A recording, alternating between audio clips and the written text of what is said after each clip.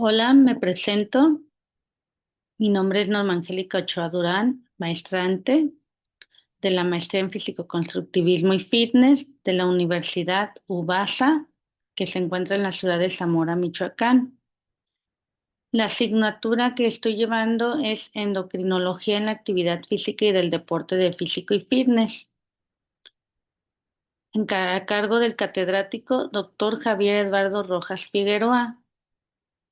En esta ocasión les hablaré del artículo Dopaje genético, métodos y genes implicados, siendo hoy el día 3 de julio del 2026 en la ciudad de Guadalajara, Jalisco, México. Hablando del dopaje, ¿qué significa? El dopaje es el uso de sustancias o métodos prohibidos para la mejora de forma artificial del rendimiento deportivo. Su objetivo es aumentar la fuerza, la resistencia, la oxigenación muscular y la producción de energía más allá de lo que se puede lograr de manera natural. Una definición, según el Comité de Consejo de Europa en 1963, el dopaje es la administración o el uso de sustancias extrañas al organismo o de sustancias fisiológicas en cantidades o vías de administración anormales, con el objetivo de incrementar ilegalmente el rendimiento de una competencia. La Real Academia Española lo define como administrar fármacos o sustancias estimulantes para potenciar artificialmente el rendimiento del organismo, poniendo en riesgo la salud. La Agencia Mundial Antidopaje, WADA, AMA, es el organismo encargado de regular, controlar y prevenir estas prácticas en todo el mundo. ¿Cómo se debería mejorar el rendimiento? De una forma natural. El rendimiento se mejora con un entrenamiento adecuado, con una alimentación equilibrada y con el uso de suplementos autorizados cuando es necesario. Sin embargo, desde la antigüedad se han utilizado métodos artificiales no permitidos para obtener ventajas injustas. ¿Por qué está prohibido? El dopaje está prohibido por razones éticas, deportivas y de salud, ya que puede provocar efectos perjudiciales en el organismo y generar una competencia desleal. La lista de sustancias y métodos prohibidos, la WADA la publica cada año. Entre ellas se clasifican en tres grupos: prohibidos en todo momento dentro y fuera de competición, prohibidos únicamente durante la competición y prohibidos en determinados deportes. Hablando del dopaje genético, es una práctica ilegal que consiste en modificar los genes de una persona para alterar la fisiología del organismo y mejorar el rendimiento deportivo. Este tipo de dopaje ha sido posible gracias a los avances de la ingeniería genética y la terapia génica, tecnologías desarrolladas principalmente para tratar enfermedades, pero que también puede utilizarse de forma indebida en el deporte. El uso de virus adenoasociados es la técnica más empleada para la manipulación y transferencia de genes modificados a una célula diana. Actualmente no existen datos confirmados del dopaje genético en humanos. Los genes relacionados con el rendimiento deportivo son la EPO, la GH, la IGF-1, HIF-1, PEPCK, PPAR, la miostatina y la VEGF. Más adelante les hablaré sobre estas. El dopaje genético y la terapia génica consiste el dopaje genético en la manipulación del material genético mediante técnicas de terapia génica con fines no médicos buscando mejora en el rendimiento deportivo. El genoma humano contiene toda la información genética responsable de las características de cada persona. Gracias a los avances de la ingeniería genética y la tecnología del ADN recombinante, actualmente es posible conocer el perfil genético de un individuo e incluso modificar alguno de sus genes. La terapia génica se desarrolló para tratar enfermedades causadas por alteraciones en la expresión de los genes. Su objetivo es reemplazar genes defectuosos o favorecer la expresión continua de genes beneficiosos, con la finalidad de corregir determinadas patologías. La introducción del material genético puede realizarse mediante dos técnicas, in vivo y ex vivo. La técnica in vivo, los genes modificados se introducen directamente en el organismo, ya sea por los vasos sanguíneos o en el tejido que se desea tratar. En la técnica es vivo, primero se extraen las células del paciente, posteriormente se modifican genéticamente en el laboratorio y finalmente se reimplantan en el organismo.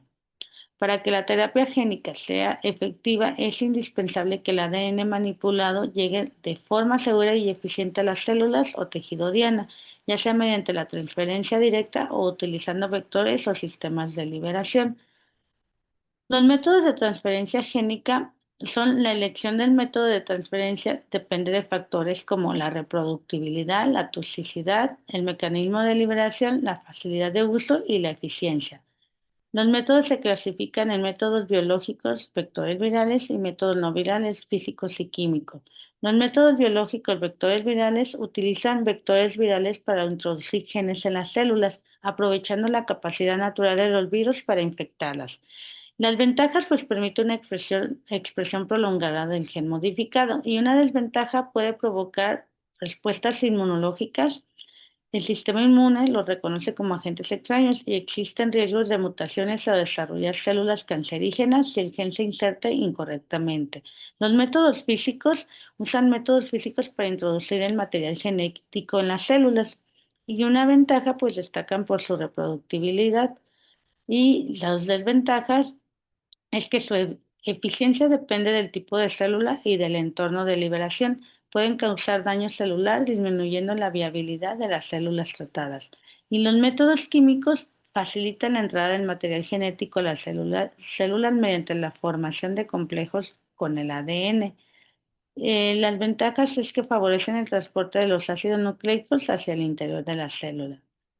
Estos métodos tienen como objetivo introducir el material genético en las células de manera segura y eficiente para modificar su función o expresión génica. Los genes implicados en el dopaje genético, hasta el momento no existen pruebas concluyentes que confirmen el uso de dopaje genético en el deporte. Sin embargo, su detección es difícil porque aún no existe una prueba oficial para identificar esta práctica y actualmente se han identificado alrededor de 150 genes que podrían modificarse con fines de dopaje. Los genes con mayor interés son aquellos relacionados con la resistencia aeróbica, la fuerza y potencia muscular, la recuperación de lesiones, la tolerancia al dolor y el bienestar psicológico y la motivación. Los genes que codifican la eritropoyetina, EPO, es una hormona que regula la producción de eritrocitos, glóbulos rojos y favorece el transporte de oxígeno hacia los tejidos. La modificación del gen de la EPO o el aumento de su expresión puede incrementar la producción de eritrocitos y el consumo máximo de oxígeno, el VO2 max, mejorando la resistencia física y por esta razón la EPO es uno de los principales objetivos del dopaje genético. El factor de transcripción inducido por hipoxia HIF-1, el factor por hipoxia regula la expresión de proteínas relacionadas con la angiogénesis, la eritropoyesis, incluida la producción de EPO y el metabolismo de la glucosa. El aumento de la expresión de HIF-1 mediante la transferencia génica o agentes químicos puede mejorar la resistencia deportiva, ya que facilita la adaptación del organismo a condiciones de bajo aporte de oxígeno.